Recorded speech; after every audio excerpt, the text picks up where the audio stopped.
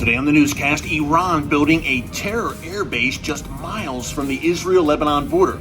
Will Israel respond? Get my take next.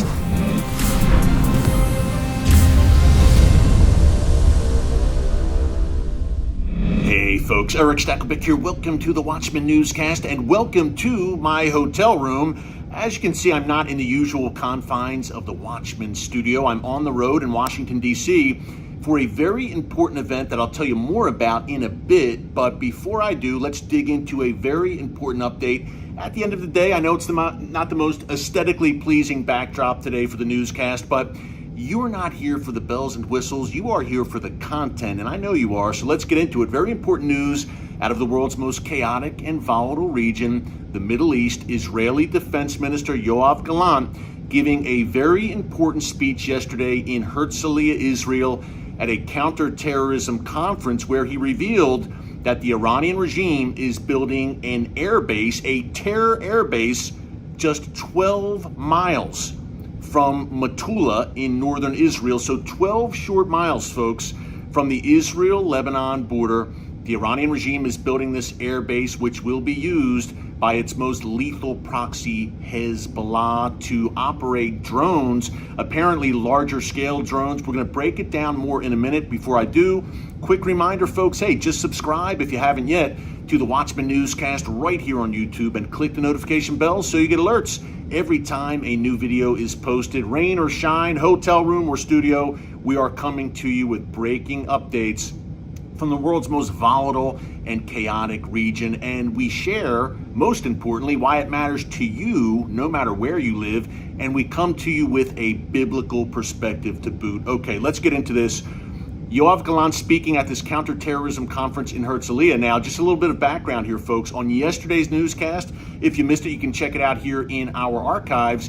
We reported on a speech at this very same conference given by the head of the Mossad spy agency, David Barnea, where he laid out a few things. Number one, that Israel, since the beginning of this year, has broken up no less than 27, count them, 27 Iranian terror plots against Israeli and Jewish targets around the world. And number two, he voiced grave concern about the Iran-Russia military alliance.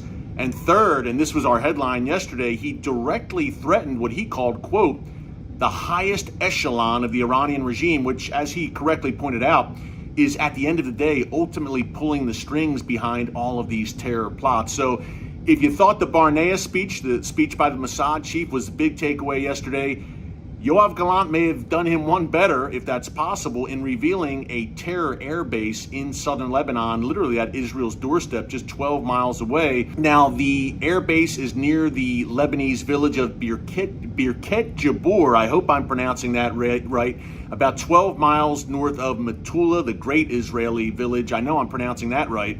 And Gallant said, look, Iran, there are Iranian flags waving, and he revealed pictures as well. There are Iranian flags waving at this airbase. Iran is building this base for the use of Hezbollah, and as I mentioned a minute ago, in particular for drones, larger scale drones, apparently. Now, Hezbollah obviously would love nothing more than to launch some drone-based attacks against Israel. That's why Iran has been equipping the likes of Hezbollah, Hamas, Islamic Jihad, the Houthis in Yemen, and those various Shia militias in Iraq and Syria with advanced drones. And not only that, the drone technology so they can conceivably build their own drones.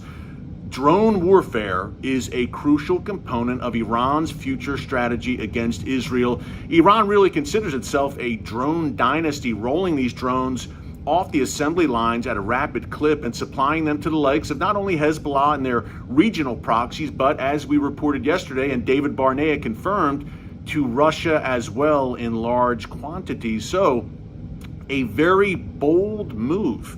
They had to know that eventually Israeli intelligence would uncover this airbase and notice it, but they did it anyway. A very emboldened Iranian regime is what we have now, folks, and they're sensing a moment of opportunity. And I've discussed this on previous newscasts, in that Israel right now, look, is beset by serious internal discord and internal squabbling, and Iran and Hezbollah have gloated over this at what they perceive as disunity in Israel right now, and they are seeking to take advantage during a moment that they believe is a moment of weakness for Israel. Now, Israeli leaders at this counterterrorism conference in Herzliya made clear that that's not the case, and that Israel, although there is internal discord right now, will unite when need be. And folks, I got to tell you, they may need to unite very soon against these gathering external threats. Yoav Gallant laid out the threat from southern Lebanon, obviously intensified now with the revelation of this airbase 12 miles from the Israeli border, but also various Hezbollah provocations over the past several months that we have detailed in great detail here for you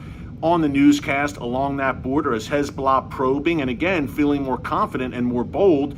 And Gallant also mentioned in this speech that Israel will not allow the Iranian regime to, quote, duplicate in Syria what it has accomplished in Lebanon. And we've said this many times, look no further. If you wonder why Israel has carried out hundreds of airstrikes against Iran, Hezbollah, and their various allies in Syria over the past several years, look no further than the Lebanon situation, folks, where Hezbollah successfully over the decades has transformed southern Lebanon into a terror base armed to the teeth with drones, as we mentioned, but even more dangerous, some 150,000 rockets and missiles pointed at every inch of Israel, and an increasing variety of missiles, including precision-guided munitions. So a grave threat in Lebanon that Iran is trying to duplicate next door in Syria. That is an existential threat for Israel. Israel says not happening, no way, and that is why you're seeing the greater volume of airstrikes. Now, how does Israel respond to the revelation of this airbase? Does Israel stand pat? Do they let this thing continue to be built and continue to develop? We posed a similar question recently, folks, if you recall, about those Hezbollah tents inside Israeli territory. Hezbollah erected 2 military tents manned by Hezbollah operatives a few months ago inside Israeli territory. Now, they took down the one tent, and the other one has reportedly, according to various reports, has been vacated. Perhaps it has, perhaps it hasn't. I'll be in Israel soon, so I look forward to getting up north and seeing this with my own 2 eyes. But nonetheless, the provocations continue. Israel did not act against those tents. They got the UN involved. But this airbase seems to be an entirely different story. The UN's not going to do much there, needless to say. Not that they did anything at all with the tents either. But will Israel, since it's so close to Israeli territory, will Israel feel compelled to respond? Folks, it is the calm, so-called calm before the storm, because that great northern war is coming. Israel eventually, and we don't know what the trigger will be, perhaps it would be something like this airbase, the tents. Something is going to trigger what we call the Great Northern War, where Israel will be forced to face off against the Iranian regime, Hezbollah, and their various allies in southern Lebanon, and yes, in Syria. Now, the entire Iranian Ring of Fire will get involved, meaning Gaza-based terror groups, perhaps even the Houthis in Yemen, those Shia militias in Iraq and Syria, and yes, in the West Bank, which we know as Judea and Samaria, where Iran has been establishing a terror base as well, in the attempt to just surround Israel on all sides and ignite that ring of fire. No surprise that at this counterterrorism conference in Herzliya, not only Gallant, the defense minister, but the Israel Defense Forces chief of staff, Herzi Halevi, also mentioned again the real possibility, the likelihood, we should say, of a multi-front war against Iran and its proxies. Folks, keep this all in prayer. And also, by the way, a side note here about Iran. Yesterday, a story we reported on a few weeks ago, the Biden administration announced it is indeed releasing at least $6 billion in frozen Iranian assets to the Iranian regime in exchange for the release of 5 U.S. citizens who were prisoners in Iranian prisons. So not a nuclear deal, but definitely a deal with the Iranian regime struck by the Biden administration and announced on the 22nd anniversary of 9/11, which makes it even more stunning. Iran, the Iranian regime, the world's #1 state sponsor of terrorism, getting a real gift on the 9/11 anniversary. But hey, why am I in Washington, D.C.? Real quick before we go, tonight is the red carpet TBN premiere of our new film, Route 60, The Biblical Highway. The event is at the Museum of the Bible, a great spot in D.C. that you should really visit. But Route 60, starring David Friedman, the former U.S. ambassador to Israel, and former Secretary of State Mike Pompeo, taking viewers along the famous Route 60, which winds throughout the biblical heartland of Israel, all the important legendary sites you've read about in your Bible, they visit. A phenomenal film, so well done, executive produced by TBN. 2 nights only in theaters, next Monday and Tuesday, September 18th and 19th at selected theaters. Check your local listings. In over 1,000 theaters nationwide here in the United States. I highly recommend it, and we'll be on the red carpet tonight for more. And I'll share tomorrow on our live stream between 4 and 5 p.m. Eastern Time. Join us live here on the channel. I'll share some more details, hopefully, about this red carpet premiere. Should be fun. Hey, thanks so much for joining us here today on the Watchman Newscast from my hotel room. Thank you for bearing with me today. We'll be back in the studio tomorrow. Until then, God bless you, and remember, never hold your peace.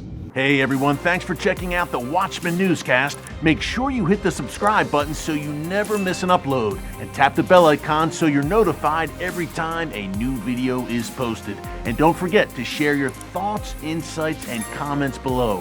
Thanks for watching. We'll see you back here tomorrow.